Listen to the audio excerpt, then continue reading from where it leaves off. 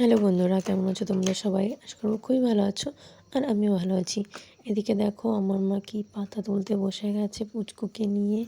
আমি জানি না এগুলোকে কী গাছ বলে আর কি, তোমার কাছ থেকে শুনলাম। তো মা বললো এগুলোকে ডিমার শাক বলে। এগুলো শাক রান্না করেও খাওয়া যায় আর কি। পেঁয়াজ রসুন দিয়ে যেরকম শাক খায় আর বড়া করেও খাওয়া যায়। মা বললো বড়া করে খাবে আজকে।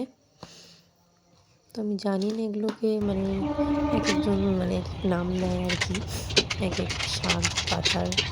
তো আমাদের বাড়িতে এগুলোকে ডিমার শাকই বলে।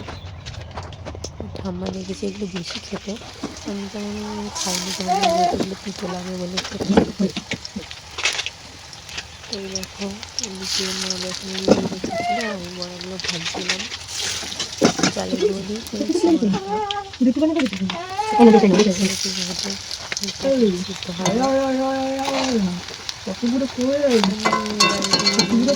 শাকও খাইনি খাইনি, জানি না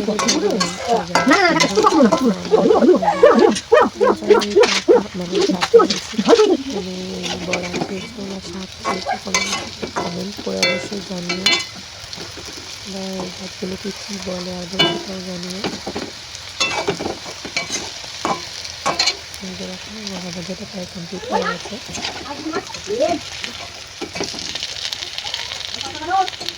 আস্তে আস্তে যদি ভাজছিলাম এই জন্য একটু টাইম লাগছিল। হয়ে গেছে,